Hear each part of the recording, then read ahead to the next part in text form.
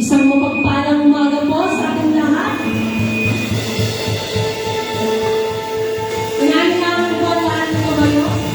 Sama-sama po tayo magbibigay ng papuri at salamat sa isang Panginoon. Praise God! Bless the Lord!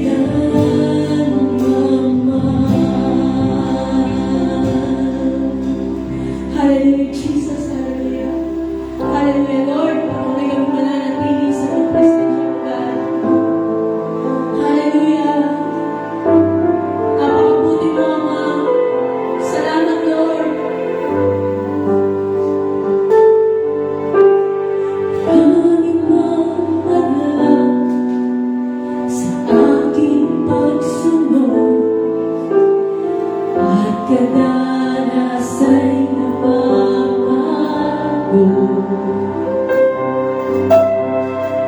papipigil, tuloy na maglingkod. Tangi kong ihihin, ikaw ay malugod.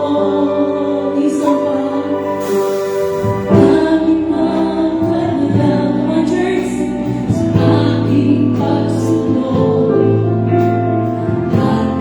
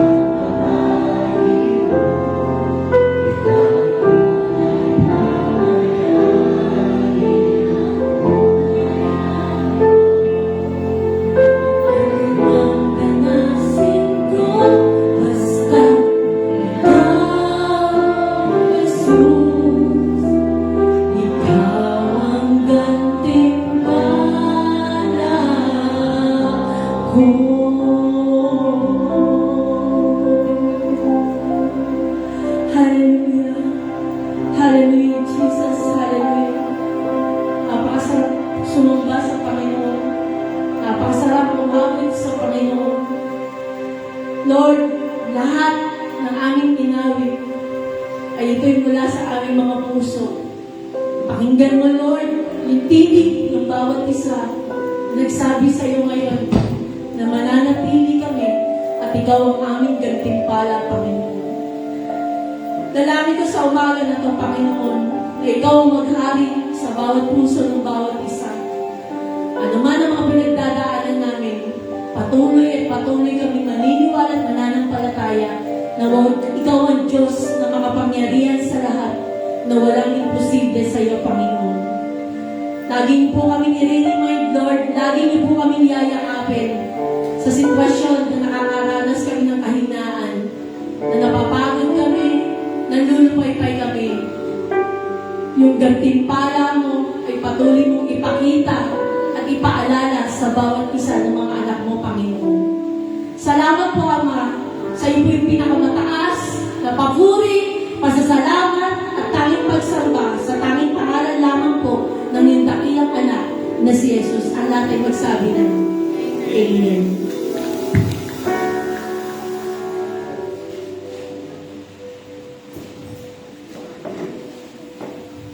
Sabay-sabay natin basahin ang salita ng Diyos mula sa aklat ng Santiago, Kabanata 1, mga talata 2 hanggang 4. Mga kapatid, maganap kayo kapag kayo'y dumaranas ng iba't ibang uri ng pagsubok.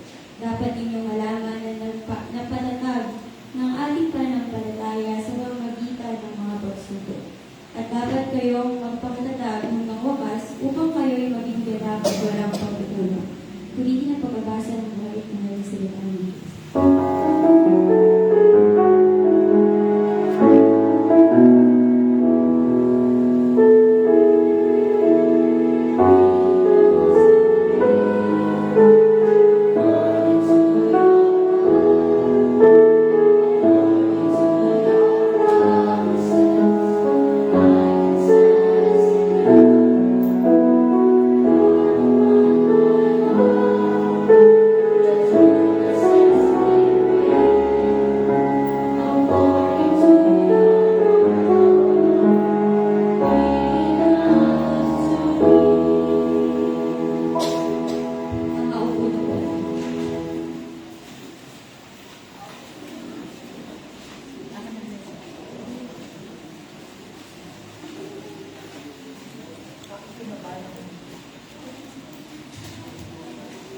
Bigla akong ninervyos ng hinigaw. Gandang umaga po sa ating lahat. Sino po ba na-bless sa awitin ng ating Panginoon? Hallelujah. Purihin nga po ang Panginoon, tayo nga po lahat ay pumalakpak para po sa Panginoon. So bago po tayo magsimula, nais kong itanong ang bawat isa sa atin na nandito. Ang isang napakahalagang tanong, kamusta ang ating mga puso ngayong umaga? Meron ba tayong iniwan ng mga kabigatan sa bahay? Meron ba tayong mga pagsubok na nais natin sabihin sa ating Panginoon ngayong umaga? Maaring nakabiti ka habang nakaupo ito, mga kapatid. Diba? Lahat tayo ng mga dinadalang mga pagsubok. Kagaya nga ng awitin kanina, diba? Napakagandang awitin. Pag yun ang narinig ko, marami mang hadlang sa aking pagsubok. Diba?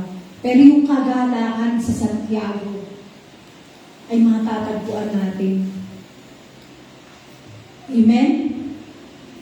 Dito, sa kaibuturan ng ating mga puso, ay may laban ka, ikaw lamang at ang Diyos ang tanging nakakaalam.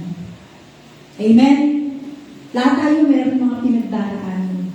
Mabigat man yan, magaan man yan, kahit sa mga kabataan, meron yan mga dinadalang kabigatan. Marahil may ilan sa atin na dumating ngayong umaga na may bigat na dinadala. May problemang pinansyal. May mga sakit sa pamilya. May mag-asawang dumaraan sa hindi pagkakaunawaan. Wala bang PowerPoints? May kabataang nalilito ng direksyon sa buhay kung paano niya sisimulan yung buhay niya. May mga magulang na umiiyak para sa matagal nang nananalangin, ngunit parang wala nang kasagutan. Meron po tayong ganun, di ba? Sa ating mga puso. Maharap tayo dito na okay tayo, maganda yung aura natin, pero sa puso natin, kamusta kaya ang ating mga puso, mga kapatid? At kung minsan, dumadating tayo sa punto na nagtatanong na tayo sa Diyos kapag hindi na natin kaya. Panginoon, bakit ba ako? Minsan, Panginoon, parang ako na lang ang laging may pinagdadaanan. Minsan natatanong natin sa buhay natin yan. Amen? Parang yung kahapon na, parang sabi ko kay Rosel, napapagod na ako. Ako na lang ba palagi? Nag-uulong kasi ako ng plato. Ang daming may mga bisita kahapon maaga. 8 o'clock nandito na kami ni Rosel maaga. Hanggang hapon na yun, hanggang gabi na. Hanggang sa mag-practice na. Napapagod ako. Parang lumay-pay ako kahapon. Sabi ko kay Rosella, bumulong ako, ay, sorry nga pala. Hindi pala ako napapagod. Sabi gano'n. Kasi lahat ng napapagod, kinukuha ni Lord. Natuwa akong bigla, naalala ko kasi, yung asawa ko nang mamatay, pagod na daw siya.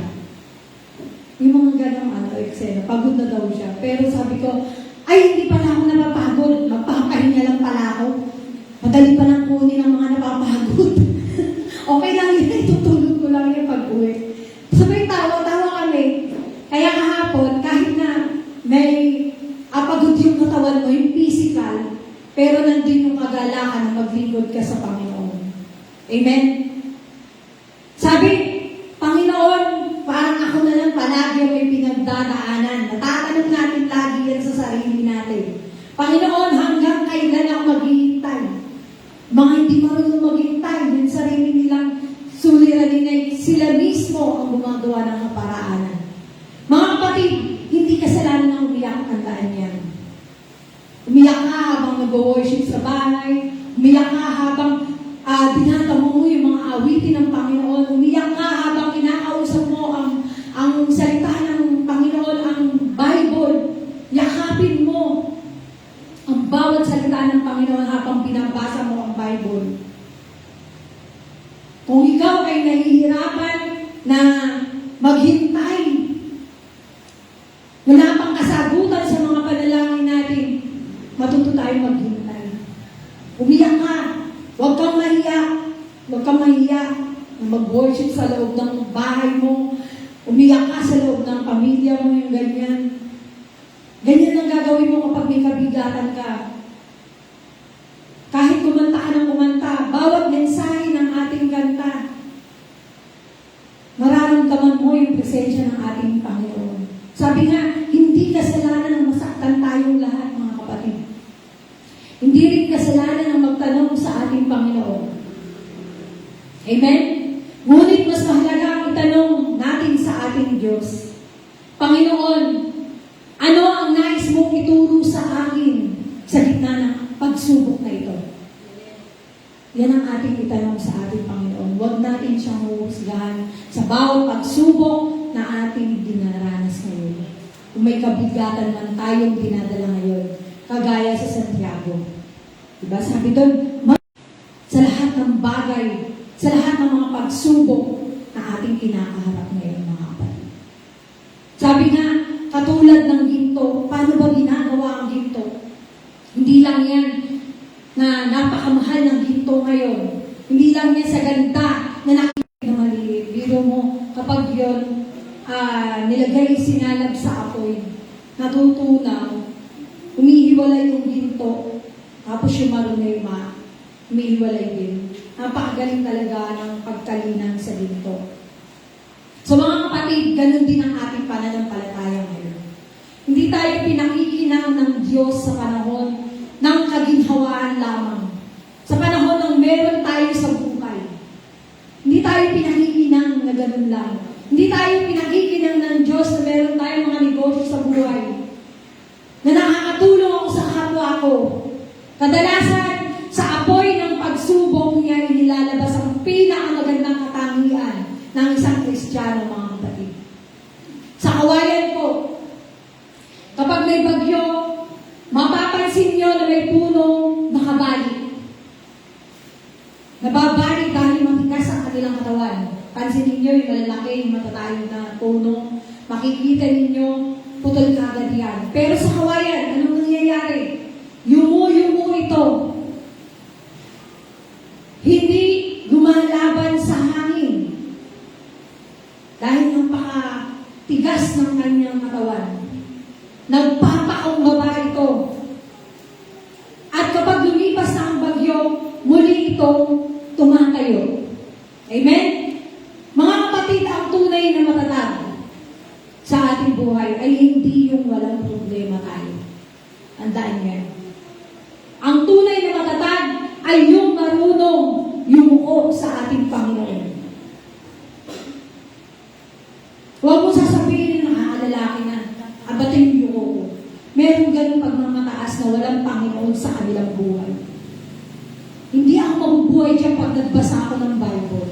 Meron mga ganun mga bagay. Meron napakatigas ng puso. Ang marunong magsabi sa Panginoon, hindi ko man nauunawaan ng lahat, nagtitiwala pa rin ako sa iyo. Yan ang marunong magsabi, mga kapatid. Sa magsasaka, kapag nagtatanim ng isang magsasaka, hindi niya hinihintay araw-araw ang kanyang bini. Hindi kagad siya naiinip. Hindi niya sinasabi, bakit wala pang bunga? Sa halip, dinidiligan niya ito. Sa halip, na inaalagaan niya ito at nagtitiwala siyang darating ang panahon ng pag-aan. Amen? So mga kapatid, may mga panalangin tayong itinatanim sa harapan ng ating Panginoon. May mga luha tayong ibinubuhos sa Panginoon. May mga gabi tayong hindi halos tayo makatulog dahil sa ating mga alalahanin sa buhay. Amen? Ngunit tandaan natin ito, mga kapatid. Ang Diyos ay hindi nahuli para sa atin. Ang Diyos ay hindi nakakalimot. Ang Diyos ay laging nasa tamang panahon para tayo maghintay. Hindi para lahat ng mga kabigatan sa ating buhay, lahat ng ating mga pagsubok sa buhay, ay tayo lang umuunawa, tayo lang ang umaharap. Kaya anong nangyayari? Kapag may mga pagsubok tayo sa buhay, dumaranas lalo na ang mga kabataan ng depress o pagpapakamatay. Dahil hindi nila nauunawaan ang laman ng Biblia. Kaya ngayong umaga, tuturuan tayo ni Santiago kung paano manatiling matatag sa gitna ng pagsubok. Babasahin ko lamang po yung ating title ay manatiling matatag sa gitna ng pagsubok.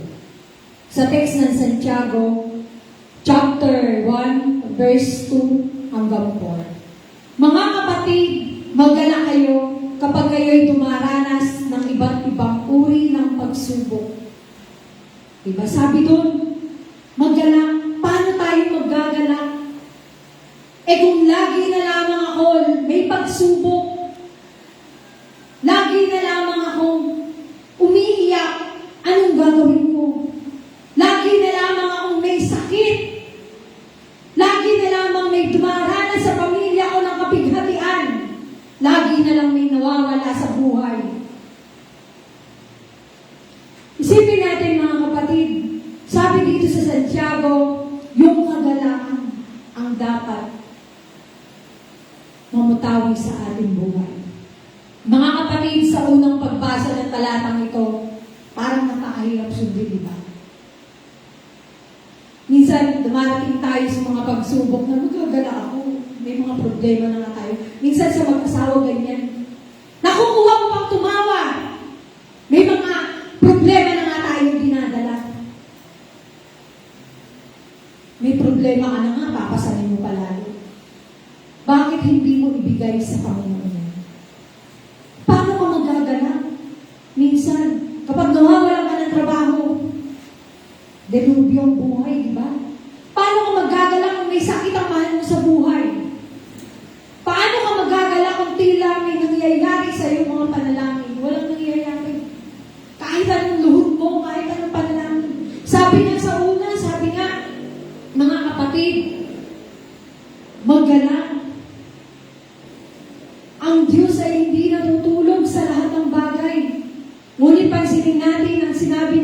Santiago, hindi niya sinabing matuwa tayo dahil may pagsubok tayo. Magpasalamat ka kung bakit nararanasan natin yan. Paraanin mo lang sa buhay yan. Kausapin mo ang Panginoon. Hindi niya sinabing matuwa tayo dahil sa pagsubok. Ang sinabi niya ay ituring itong kagalangan.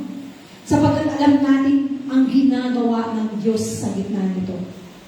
Ibig sabihin ng ating kalagayan ay hindi nakabatay sa ating mga sitwasyon. Ang ating kagalangan ay nakabatay sa katapatan ng Diyos. Tandaan niyo, napakatapat ng ating Panginoon. Naalala ko yung kwento ni Jose. So bilang isang batang lalaki, hindi niya inisip na darating ang araw na ipagbibil siya ng sarili ng mga kapatid. Hindi niya inisip na magiging alipin siya pagkabili sa kanya. Hindi niya inisip na makukulong siya kahit wala siyang kasalanan. Kung titignan natin ang kanyang buhay, parang sunod-sunod ang kanyang pagsubok. Mababasa natin ang buhay ni Jose. Kahit ako man to, nakulong ako, binenta na ako ng mga kapatid ko, anong mangyayari sa'yo? Magre-rebelde ka sa mga kapatid. Gaganti ka. Hindi mo sila papakinggan kapag ikaw ay nagkaroon na. Babaliwalain mo na sila kapag makaganti ka lang. Amen? Ang kulungan ang naging daan patungo sa palasyo. Kung nababasa niyo ang story ni David, ang pagtataksil ang naging daan upang mailigtas ang maraming tao sa tagutom. So mga kapatid, maaring ang sitwasyon mo ngayon ay parang kulungan. Hindi makawala. Hindi mo alam kung paano matatakas.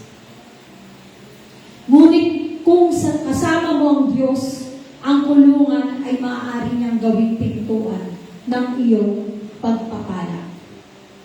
Kaya huwag mong husgahan ng Diyos, mga kapatid, sa mga pagsubok din diraranas mo ngayon. Batay sa kasalukuyan mong nararanasan.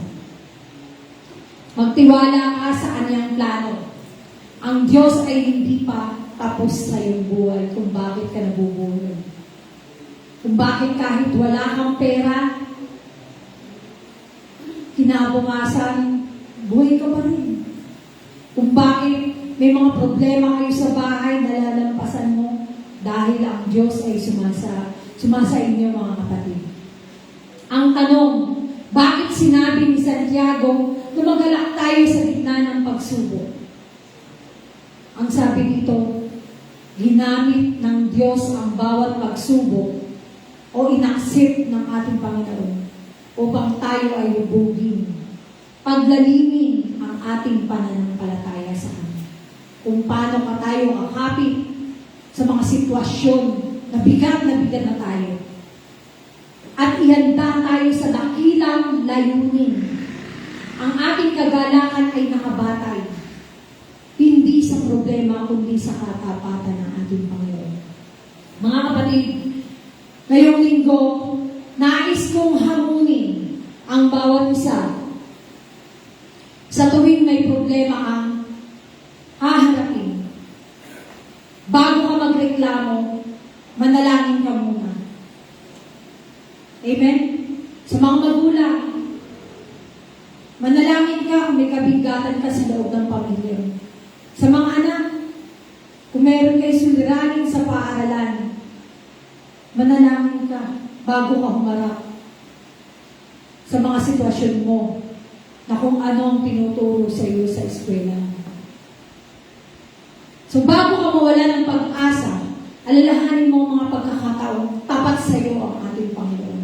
Kung bakit ka ngayon nabubuhay.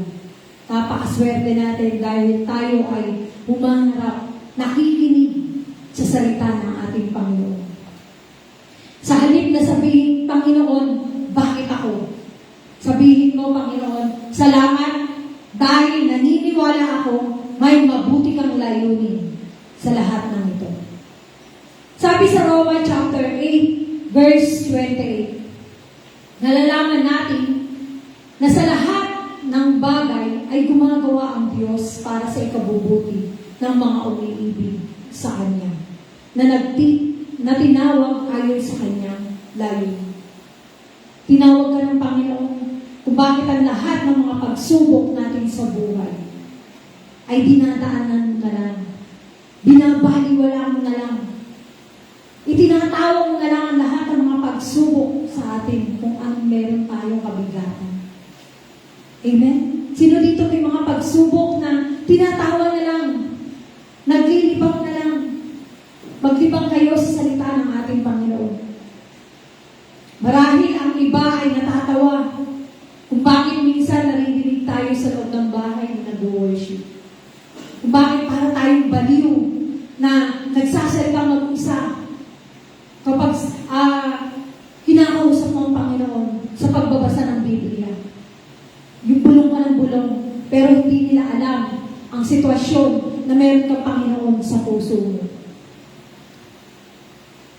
Tayo dito, natural sa atin ang magbasa ng Biblia. Na kung minsan ang mga pagsubok natin, nasasabi natin sa ating Panginoon. Amen? Hindi natin nasasabi sa mga pamilya kung ano mga pagsubok ang meron ka sa puso mo. Pero sa Panginoon, hindi natutulog ang Diyos. Alam niya kung ano yung nasa puso mo. Alam niya kung ano ang nilalaman ng mga pagsubok na dinadaanan mo. Kahit hindi mo sabihin sa pamilya mo, alam ng Diyos yan. Kausapin mo ang Diyos kung paano ang pagmamahal niya ay dalhin mo habang buhay. Sa slide sa puntos number 2, ang pagsubok sa iyong pananampalataya ay nagbunga ng pagtitiis. Sabi nga sa Santiago chapter 1 verse 3. Sapagkat nalalaman ninyo, nasaan na? Tutul pala dyan. Sapagkat nalalaman ninyo na ang pagsubok sa inyong pananampalataya ay nagbubunga ng pagtitiis. Mali yung verse din sa ano. Iba yung yung nakuha sa ibang Bible. Sabi sa mensahe, mga kapatid, matapos sabihin ni Santiago na ituring nating kagalakan ang bawat pagsubok. Paano ko ituturing na kagalakan? Meron ba dito, may mga pagsubok sa buhay, parang wala na. Ayaw ko na ng lahat. Parang gusto mo na magpahinga na lang, matulog na lang sa bahay. Parang ayoko nang kausapin ang Panginoon dahil wala rin, hindi ko rin siya nakikita. Tandaan niyo mga kapatid, nasa puso natin ang Espiritu Santo. Papasukin natin. Kung may binubulong sa iyo ang Panginoon, kausapin mo siya. Sabi nga, ang pagsubok sa ating pananampalataya ay nagbubunga ng pagtitiis. Ano ba ang pagtitiis, mga kapatid? Ang pagtitiis ay hindi simpleng paghihintay. Ang pagtitiis ay pananatiling tapat sa Diyos kahit mahirap ang sitwasyon. Nang basahin ko at pag-aralan, nag-flashback ako sa mga dati kong gawin dito sa loob ng simbahan. Sabi ko, ba't ngayon parang napapagod ako? Dati pa ano-ano lang ako dito eh. Yung kanta-kanta, yung ganyan. Pero bakit, Lord, binibigay mo sa akin yung mga ganitong sitwasyon? Minsan napapatanong ko sa sarili ko kay Lord, kung bakit ngayon nararanasan ko yung pagsubok, kahit na Kristiyano ka, tapos papasok sa isip mo na, bakit mga nawawala sila? Parang piling mo sa isa, parang piling mo pag nag-iisa ka, wala kang kakampi. Kapag nasa loob ka na ng bahay, nilabanan ko yun, mga kapatid. Alam niyo ba kung paano ko nilabanan yun? video okay ko. Nung isang gabi, nag-worship ako. Napakaingay ko noon hanggang alas 9. Iniinsayo ko yung bawat worship na ipapractice namin yung anniversary sa Liginto. Napakaingay ko noon nung gabi na yun. Mga anak ko busy-busy yan sa paglalaro. Diba? Pero kahit na ganun, pinagaan ng pag-worship ko, yung pakiramdam ko, na kahit na napapagod ako, sa gitna ng lahat na yun, naalala ko si tatay, naalala ko yung mga kapatid ko, namiss ko lahat. Namiss ko lahat ng bagay. Tapos, yung mga kapatid ko, parang wala lang, nandyan lang. Di ba? Nagkikita lang kayo, ala na kayong banding, mga ganon. Minsan na inisip ko, sa buhay ko yung mga ganon sitwasyon, sabi ko, kailan kayo babalikan lahat? Di ba? Mapapatanong kayo sa sarili nyo na nasa na yung katuwaan nung minsan inaano kayo mga litrato ng mga nung nag-swimming kami sa pinalungan buong pamilya, yung mga ganong bagay, yung mga nag-swimming kayo ng buong-buo kayo, tapos wala na, di na kayo kumpleto. Yung mga pagsubok na yun, hanggang sa makapasok ka dito, Lord, anong layunin mo sa akin? Kung bakit lahat ng ito ay dinaranas namin. Pero sabi ko, Lord, napapagod lang ako, pero itutulog ko ito. Mag-worship ako para mapagaan ang lahat. Pero lahat ng yun, pinagagaan ng Lord. Pagkatapos ng lahat, napag-aralan ko yung Santiago. Sa lahat ng bagay, ng mga pagsubok na yun, mga sitwasyon na sabi ko, bakit nagkakaroon pa tayo ng mga sakit? Mga ganun bagay. What if kung si Eva at Adan hindi nagkasala? Di ba sa mga ganun sitwasyon? Ipinanganak pa kaya tayo ngayon? Makikita ko pa kaya kayo ngayon? Magsisilbi pa kaya ako dito sa harapan nyo ngayon? Susunod pa kaya ako sa Panginoon? O lahat ay masaya? Lahat walang mga kasalanan kung gano'n ang ating mga lahi. Amen? Kung minsan mapapatanong mo sa sarili mo yan, kapag nag-iisa ka, mahirap yung wala kang katuwang sa buhay na parang wala lang. Although may mga anak ka sa loob ng tahanan, tamang nakakausap mo sila pagkatapos ng mga ginagawa nila. Nakakausap mo sila, nakakabanding mo sila pagkatapos ng mga activity nila sa eskwelahan. Yun. Doon ko nalilibang yung mga sarili ko, yung tawa, yung pagiging joker na ina sa loob ng tahanan. Tinatawa ko lahat yan. Pero deep inside, nakamaskara ako. Nakakala nyo, masayang-masaya ako. Pero deep inside, may kabigatan na dinadala. Na alam ng Panginoon yan. Kung bakit hanggang ngayon, nandito pa rin ako sa harapan ninyo at pinatatatag ako ng ating Panginoon. Palakpakan nga po natin ang ating Panginoon. Yung sa sitwasyon natin na ito, kagaya ko, makaranas kayo ng mga ganong sitwasyon na kakausapin niyo yung Panginoon, iyak niyo sa kanya lahat. Kung ano mga kabigatan ang meron dinaranas sa buhay mo. Parang bata ba na dati mga ganyan kami, mga ganon. Yung para bang magsusumbong ka kahit nasabihan kang baliw sa sitwasyon sa loob ng tahanan. Pero alam ng mga anak mo na kung anong ginagawa mo. Kahit na nagluluto ka, masaya-masaya ka, maawit kayo, mga ganong bagay. Ipakita mo, iparanas mo, gamitin mo yung presensya ng Panginoon habang ikaw, kahit na ikaw ay gumagawa, kahit na may mga pagsubok sa buhay mo, kahit na yung puso mo ay bigat na, mag-worship ka. Kung hindi ka marunong magbasa ng Bible, mag-worship ka. O kung marunong ka magbasa ngayon ng Bible, sa pamamagitan ng pagbabasa ng Bible, makakausap mo ang ating Panginoon. Sabi nga, kanina, ang pagtitiis ay pananatiling tapat sa Diyos kahit na mahirap ang sitwasyon. Ito ay patuloy na sumasamba kahit wala kang sagot. Ito ay patuloy na nananalangin kahit di na tahimik lang.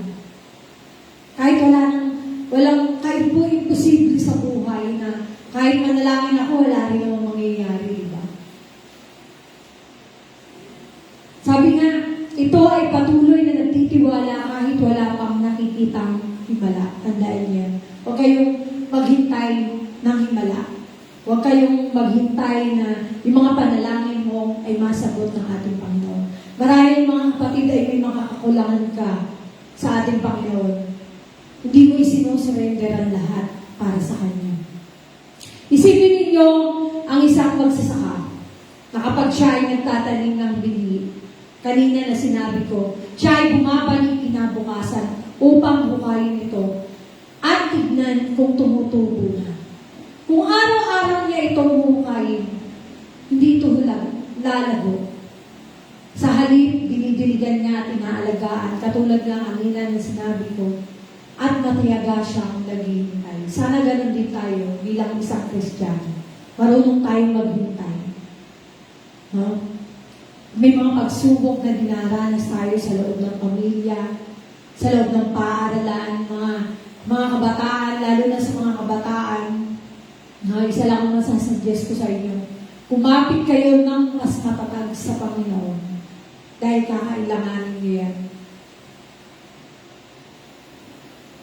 Kami na akala niyo matatag, pero talagang sabi ko kagabi, Lord, kakapit lang ako, huwag mo akong bibitawan. Minsan ganun lang ang sasabihin mo kay Lord, Lord, kakapit ako, huwag mo akong bibitawan. Hindi ko ito bibitawan. Kung anong binigay mo, kung anong pinagkatiwala mo, kung ano yung pinagkaloob mo, mamahalin ko yun, kahit na hindi ko gusto. Amen? May mga panalangin tayong matagal na hinahanap sa Kanya. Parang napaka-imposible naman. May mga pangarap tayong tila matagal na nakabinbin. Ngunit habang naghihintay tayo, hindi ibig sabihin na walang ginagawa ang Diyos. Sabi nga, nasa tamang panahon ng Diyos kapag nagbigay sa iyo ng pagpapala ang Panginoon. Ang totoo, habang hinihintay natin ang sagot, hinuhubog niya muna ang ating mga puso. Totoo yan. Baka may mali pa sa ating mga puso. Bakit? Yung mga panalangin mo na yun, hindi niya masagot-sagot. Dahil hinuhubog pa tayo ng ating Panginoon. Katulad ng isang ginto. Kung gusto niyo kuminang, nakatulad ng isang ginto sa harapan ng ating Panginoon, surrender niyo. May process lahat yan. Hindi naman kinabukasan magbabago ka. Isipin ninyo si Abraham. Pinakakuhan siya ng Diyos ng anak.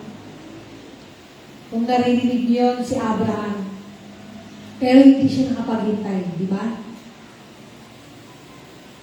Ngunit hindi yun dumating kinabukasan. Gusto niya agad.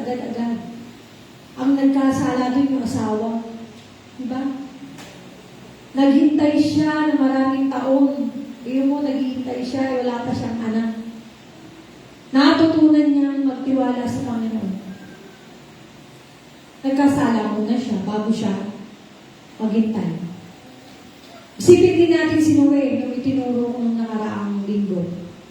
Natapos ang arka sa isang araw. Taon ang hinugol niya sa paggawa nito. Habang ginawa niya ang arka, wala pang ulan. Amen? Isipin niyo bakit siya gumawa ng arka. Tapos, maaraw, mainit. Anong iniisip ng maraming tao? Pangmutya, pinagtatawanan siya. Hindi niya iniisip yun. Bagus ginawa niya ito ng may pagsunod, ng may pagtitiwala sa ating Panginoon. Nang dumating ang baha, napatunayang tama ang kanyang paniniwala. Mga kapatid, huwag natin sayangin ang panahon ng paghihintay. Gamitin natin ito upang lalo pang malapit sa atin ang ating Panginoon. Ang paghintay ay hindi pagkawala ng panahon. Ito ay panahon ng ating paghahanda. Lalo na ngayon, marami ng mga kasalanan sa kapaligiran. Marami ng nakaambang mga dumaan ka lang, meron ng mga kasalanan. Makita mo lang, meron ng mga kasalanan. Totoo yan, nobody's perfect. Lahat tayo nagkakamali. Sabi nga, ang pagtitiis ay hindi na tanda ng kahinaan. Magtiis ka. Ito ay tanda ng matatag na pananampalataya. Kung ano meron ka ngayon, yun ang pagyamanin mo. May mga pagsubok ka, daanan mo lang yan, kapatid. Darating ang time, yung mga kasagutan mo, yung mga pagsubok mo, pagagaanin lahat ni Lord yan. Ang tanong, mga kapatid, ano ang dapat mong gawin habang naghihintay sa sagot ng ating Panginoon?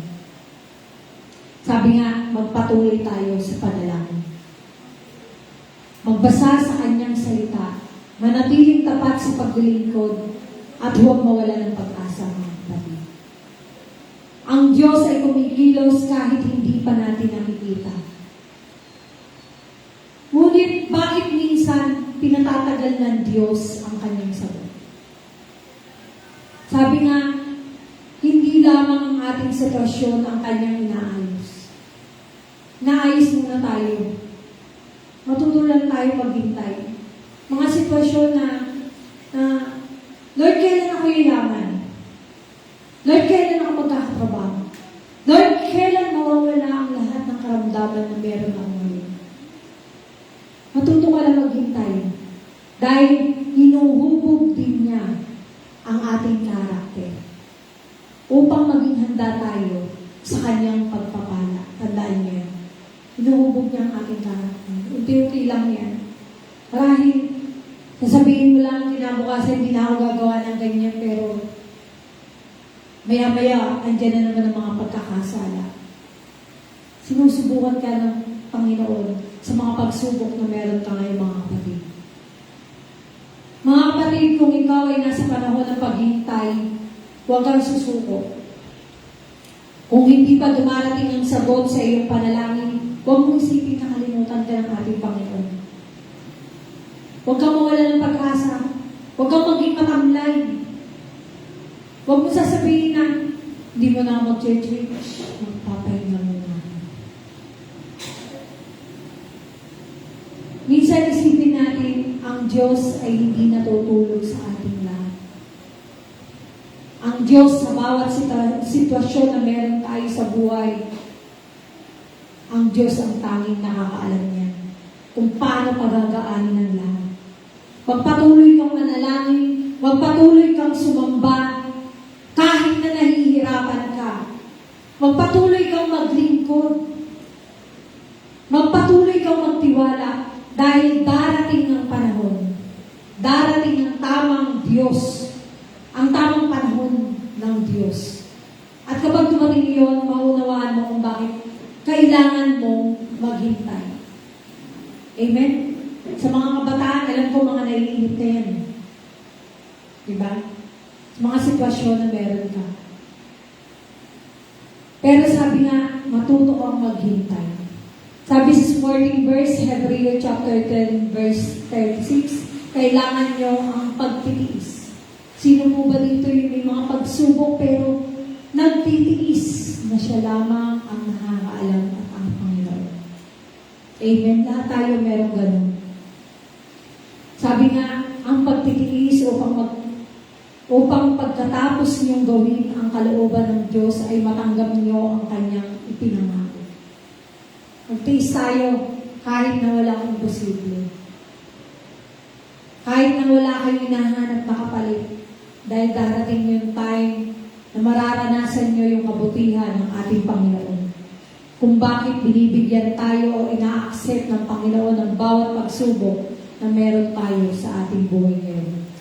Sa puntos pangatlo, ikatlong puntos, hayaang gawin ganap ka ng Diyos.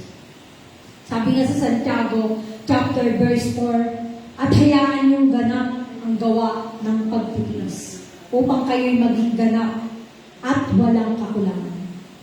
Hayaan niyo lang mga kapatid, ang huling bahagi ng ating text ngayon ay nagtuturo na napakahalagang katotohanan. Hindi layunin ng Diyos na manatili tayo sa pareho. Ang kanyang hangarin ay hubugin tayo upang maging ganap o maging matured ang ating pananampalataya. Minsan ang panalangin natin sa Panginoon ay, alisin mo Lord ang problema. Hindi agad-agad na inaalis ng Panginoon yun.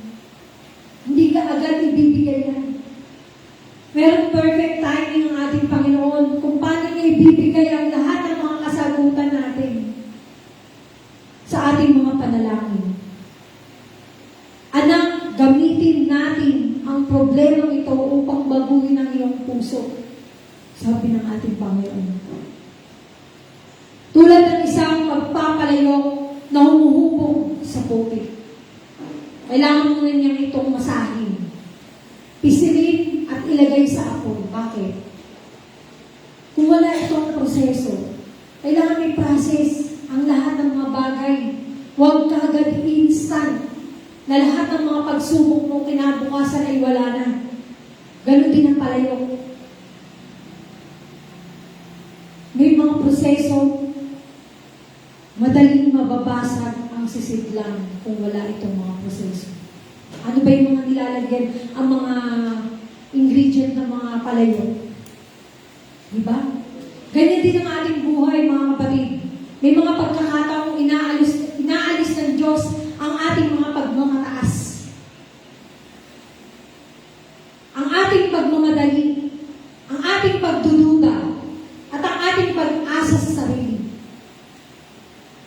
Hindi dahil gusto niyang saktan, kundi dahil nais niya tayong maging sisidlang kapakipakinabang para sa kanyang gawain. Gusto kanyang hubugin, katulad ng isang palayok.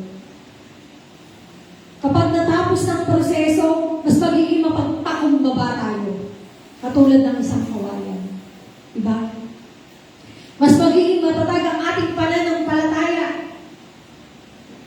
At mas magiging katulad tayo ng ating Panginoon na si Yesu Cristo. Ang pinakamalaking himala ay ang ginawang Diyos. Ang ginawa ng Diyos ay hindi lamang pagbabago sa ating sitwasyon, kundi sa pagbabago ng ating mga puso. Hindi ba yan ngayon, kapatid, naghihintay sa iyo ang ating Panginoon kung paano kanya hubugin? Hindi mo lamang ito tinatanong sa sarili mo, ano pa yung kulang ko, Panginoon? Kung bakit lahat ng mga prayer ko ay hindi ko mararanasan ngayon yung kasagutan mo. Minsan tanongin mo yung sarili mo, ano ba yung pagkukulang ko? Kausapin mo ang Panginoon, ano ang layunin mo sa akin? Kung bakit mo ginagawa sa akin to? Bakit linggo-linggo nandito ako sa church? Bakit tuwing linggo na iisip ko yung simbahan? Diba? May layunin sa iyo ang Panginoon. Pakinggan mo ang tinig ng Panginoon. Bawat isa sa atin ay nilalang tayo ng Panginoon. Bawat isa sa atin ay may layunin na magpakababa sa isa't isa, hindi magmataas. Ang tanong, paano ako magpapataas ako sa proseso ng ating Panginoon? Magtiwala ka sa ating Panginoon. Yun po ang tamang kasagutan. Patuloy ka lamang sumunod kahit na nahihirapan ka sa kanyang mga salita. At hindi pagsubok kahit mahirap ang pinagdaraanan mo. Huwag kang bibitaw. Tandaan mo yan. Na parang yung nasa laylayan ka ng Panginoon. Huwag kang bibitaw. Lord, huwag mo akong bitawan. Nandito lang ako. Kahit na may mga pagsubok akong dinaraanan, kakapit lang ako sa iyo. Susunod ako sa iyo. Huwag kang bibitaw sa Panginoon. Tandaan niyo yan. Kahit anong hadlang ang humahadlang sa inyo, sa loob ng tahanan, sa labas ng tahanan, o sa mga kaibigan niyo, sa pamilya niyo, huwag kayong susuko sa pagsunod sa ating Panginoon. Sabi nga, hayaan mong gawin ang Diyos ang kanyang gawain sa iyong buhay. Huwag kang tumakas sa isang proseso. Huwag kang mawala ng pag-asa, mga kapatid. Dahil ang Diyos ay hindi natutulog. Magtiwala ka sa Diyos. Ang Diyos ay may mabuting layunin sa lahat ng mga pinagdaraanan mo ngayon, mga kapatid. Sa tamang panahon, makikita mo na ang bawat luha, bawat paghintay, at bawat pagsubok mo sa buhay ay hindi nasasayang sa harapan ng ating Panginoon. Sabi nga sa Deuteronomy chapter 31 verse 8, ang Panginoon mismo ang mangunguna sa iyo. Siya ang sasa iyo. Hindi kanya iwan at pababayaan. Huwag kang matakot at manlupaypay. Amen? Huwag kang manlupaypay sa mga pagsubok na yan. Pagsubok lang yan. Daanan mo lang yan. Iiyak mo lang yan sa Panginoon. Isang iyak mo lang yan. Huwag kang mahihiya. Ang Panginoon ay bukas palad na nakikinig sa iyo. Pakinggan mo ang tinig ng ating Panginoon. Pagbulay-bulayin nyo ang bawat salita ng ating Panginoon. Bilang pagtatapos, mga kapatid, ang mensahe ng Diyos sa ating at ngayong araw na ito ay malinaw. Ang pagsubok ay hindi para sirain tayo, kundi para patatagin tayo sa lahat ng bagay. Ginagamit tayo ng Diyos sa bawat pagsubok upang hubugin tayo katulad ng ginto. Upang hubugin tayo sa pananampalataya, turuan tayo magtiwala at ihanda tayo sa kanyang layunin. Kung hindi mo alam ang layunin mo, magtanong ka sa ating Panginoon. Magugulat ka na lang sa sarili mo, ginagawa mo na yung layunin niya para sa iyo. Kung ikaw ay dumaraan sa mabigat na sitwasyon ngayon, huwag kang mawalan ng pag-asa. Ang Diyos ay kasama mo sa bawat hakbang. Hindi ka niya iiwan at hindi pababayaan. Kaya manatili tayong matatag, patuloy na manalangin, magtiwala at sumunod sa Panginoon. Darating ang tamang panahon at makikita natin na ang bawat pagsubok ay ginamit ng Diyos para sa ating ikabubuti sa kanyang kaluwalhatian. Ang huling hamon natin ang huling hamon ko sa inyo, mga kapatid, huwag natin hayaan na ang pagsubok ang maglayo sa iyo sa ating Panginoon, sa pakikipagrelasyon sa ating Panginoon. Nang dahil sa pagsubok ay lalayo ka. Huwag. Kumapit ka sa paanan ng ating Panginoon. Kung ikaw ay nadarapa, kung ang alam mo, ang buhay mo ay wala nang kapag-asa, ang Diyos, nasa Diyos ang awa, tandaan niyo. Kumilos ka, kapatid. Dahil ang pagsubok na yan ay dumadaan lang yan sa ating buhay. At inuhubog tayo ng bawat pagsubok na yan, inuhubog ang ating mga pananampalataya kung paano tayo makapit sa ating Panginoon. Maging malapit ka sa ating Panginoon at maging tapat ka sa kanyang pagsunod. Palakpakan nga po natin ang ating Panginoon. Hindi nga po ang lahat po ay tumayo. Tayo pong lahat ay manalangin, Panginoon. Hallelujah. Hallelujah, Jesus, Lord. Salamat po sa pagkakataon ito, Panginoon. Nakatulad ni Santiago, Panginoon, ay magagala kami sa iyong mga salita. Magagala kami sa mga sitwasyon na meron kami ngayon. Mga kabigatan, Panginoon, na aming pinapasan, Panginoon. Sa mga suliranin sa aming pamilya, sa paaralan, Panginoon, sa kaibigan, sa kamag-anak, Panginoon. O sa loob mismo dito sa loob ng church, Panginoon, ay tutulungan mo kami, Panginoon, upang hubugin kami, linangin kami katulad ng isang ginto, upang lumabas ang aming kinang na nagmumula sa iyo, Panginoon.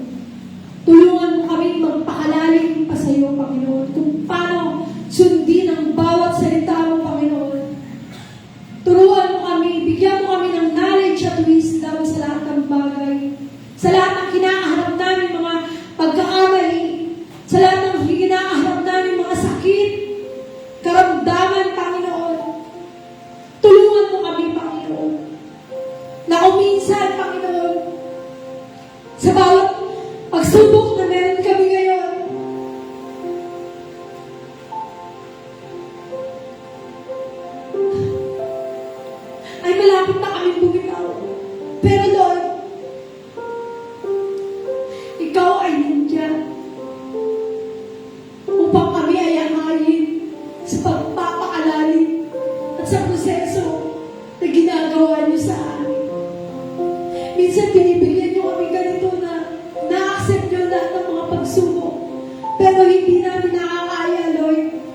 Lord, nandiyan ka upang tulungan ang bawat isa. Ang iyong lingkod, Panginoon, na maging mapagaan ang lahat ng bagay, na maging matatag kami sa pananampalataya, sa bawat proseso na ibinibigay mo, Panginoon. Alam namin nasasaktan kami, pero Lord, patuloy kami magtitiwala, susunod at kakapit sa iyo, Panginoon. Patuloy kami magpapakababa sa isa't isa, Panginoon.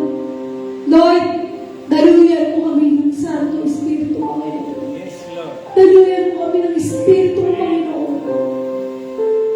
Kung kami ay nagkakasala, Panginoon, kung kami ay may mga sakit, may mga karamdaman, Panginoon, Lord, kiniklaim na namin ang lahat ng katagumpayan dahil nagtitiwala kami sa iyo, Panginoon. Sa bawat pagsubok na meron kami ngayon, Lord, ay ito ay pagkakaanin mo. Lalampasan lang namin ito, Panginoon, na parang hangin lang na dumaan sa aming buhay, Panginoon. At hindi namin ito titirhan dahil kasama ka, Panginoon. Kasama ka na mapag-aanan lahat ng sitwasyon na meron kami ngayon. Mapagaan lahat ng buhay na meron kami ngayon, Panginoon. Hindi man mabanggit namin ng aming mga dita, ng aming mga labi, Panginoon, ang bawat salita sa aming puso na gusto namin ilabas, Panginoon. Pero Lord, nandito kami. Hubugin mo, pakinangin mo na parang hinto, Lord. Hindi man kami marunong manalangin sa iyo, Panginoon. Gamitin mo yung bawat salita na naihahayag dito sa harapan, Panginoon. Lord, yung bawat isa ay pag-aanin mo ang puso nila, Panginoon. Na mas lalo silang kumapit sa bawat pagsubok na meron sila ngayon. Turuan mo sila, Panginoon, na mas lalo pang sumunod sa iyo at magpakababa. Magpakalalim sa bawat pananampalataya na ngayon ay nagpapatatag sa aming buhay, Panginoon. Salamat po, Ama, sa iyo pong mataas na mapurit pasasalamat at tanging pagsamba sa pangalan ni Jesus. Ang lahat po'y magsabi na Amen. Hallelujah. Ay, pinag po sa kanya.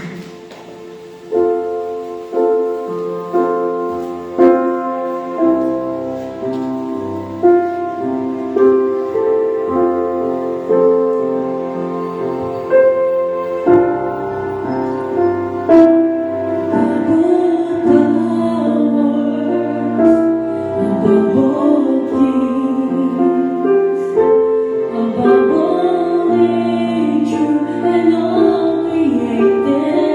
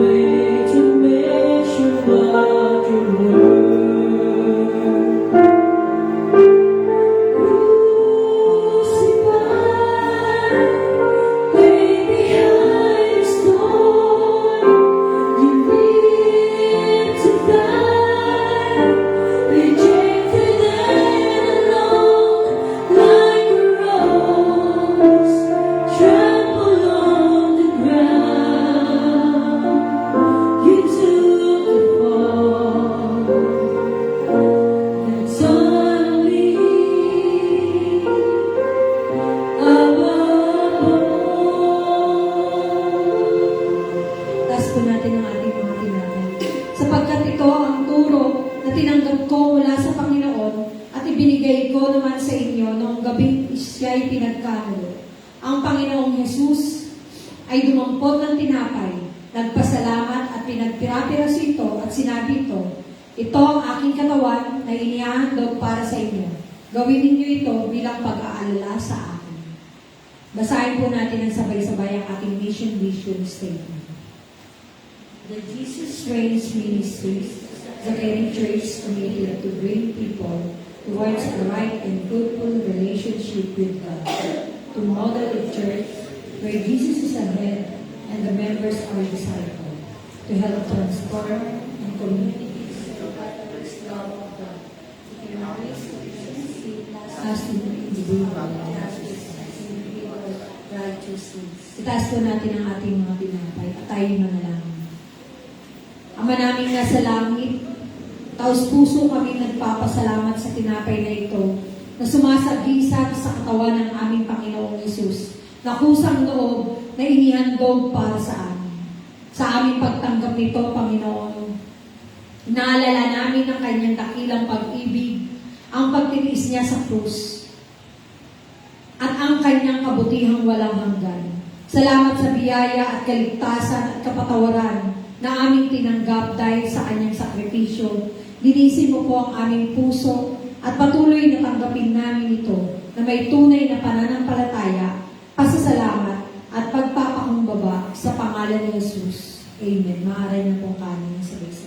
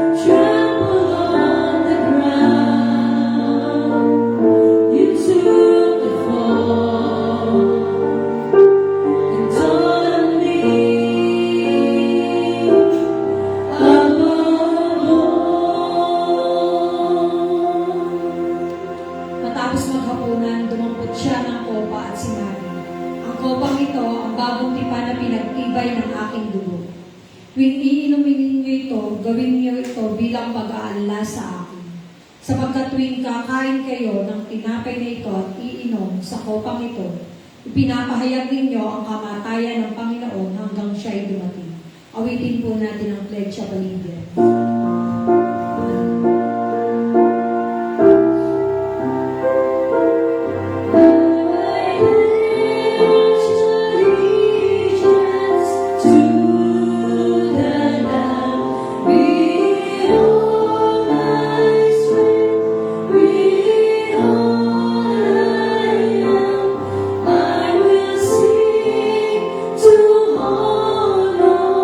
His domain.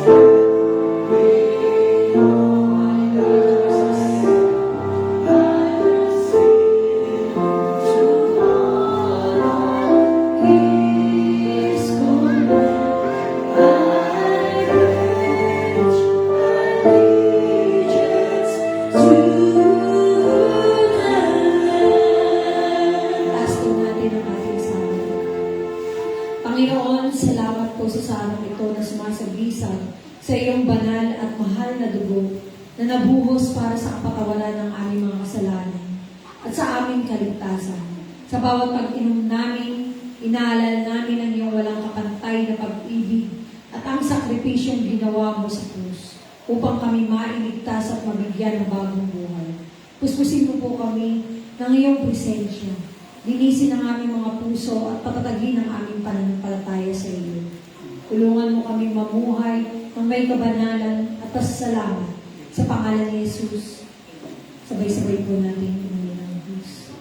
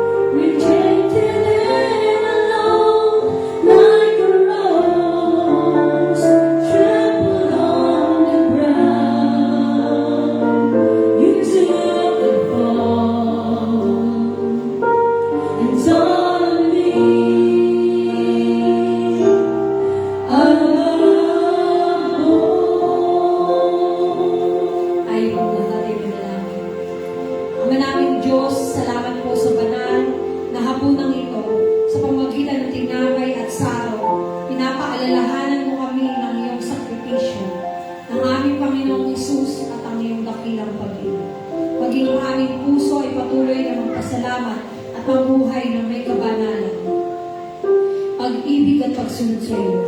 Bigyan mo kami ng lakas upang dalhin ang iyong liwanag sa aming buhay araw-araw.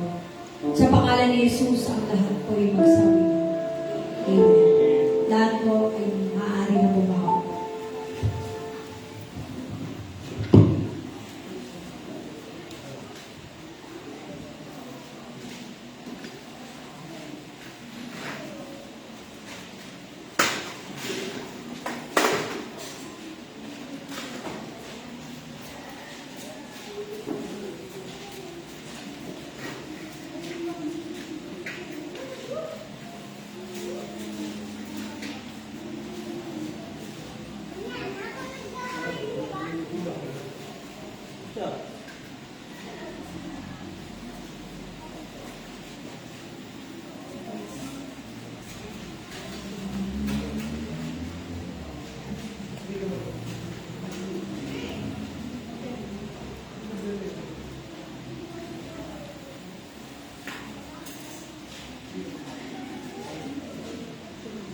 Tayo po ay dalako sa ating gawain po ng pabibigay.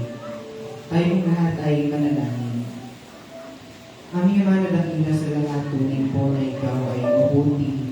Ikaw po, Panginoon ng Diyos na nagpupugay po sa buhay po ng bawat isa sa amin. Sabi sa iyo mga salita, Panginoon, na kami po ay dapat tapat na magbigay at buhay sa aming mga kalooban.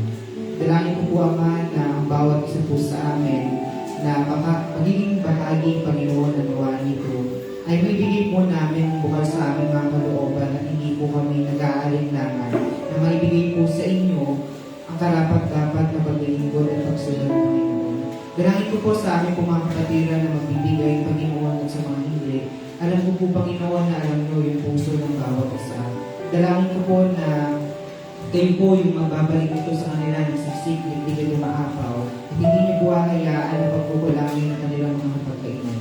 Sa mga trabaho na kanilang pinapupunan ng kanilang mga pang-araw-araw na gastusin, sa mga businesses, Panginoon, na meron po sila. Dalangin po namin na ikaw yung patuloy na magpapala, Panginoon, sa kanila. Pagyayabungin mo, Panginoon, ang kanilang trabaho, ang kanilang mga source of income, Panginoon, at hindi mo hahayaan ang kanilang mga buhay. Dalangin ko po, Panginoon, din sa mga kapatiran po namin, hindi po namin makasama sa gawain ito, na ikaw, Lord, yung mag-bless sa kanila. Sa mga walang trabaho, ikaw po, Lord, yung magbibigay ng trabaho. Dahil alam po namin, naniniwala po kami, na kailanman na hindi niyo po hahayaan ang inyong mga anak. Dalangin din po namin, Panginoon, sa iyong anak na yung ginagamit upang humawak ng mga salapin ito, patuloy niyo po siyang ingatan at ilayo sa mga gawa po ng kaaway, Panginoon. Marami pong tukso, marami pong mga binubulong ang kaaway, Panginoon, lalo na po kapag sa lapiyang usapan. Dalangin po namin na lahat po ng maliligo ay patuloy lamang pong magamit sa iyong banal na gawain dito sa aming panambahan. Yung mga gastusin, yung mga dapat bayaran, Panginoon. Kaya aming Panginoon, alam po namin na ikaw ay naririto sa aming kalagitnaan at ikaw po yung bahalang kikilos sa buhay po ng bawat isa sa amin.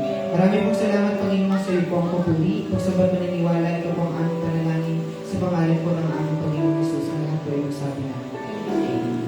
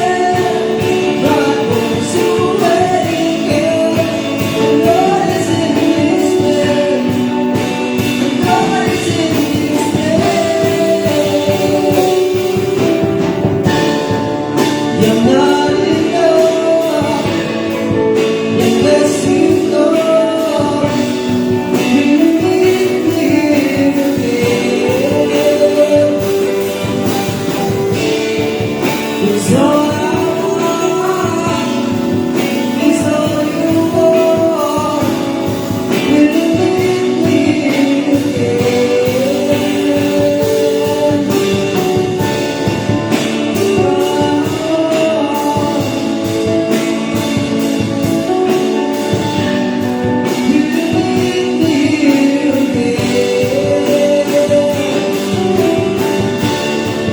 Cause all I want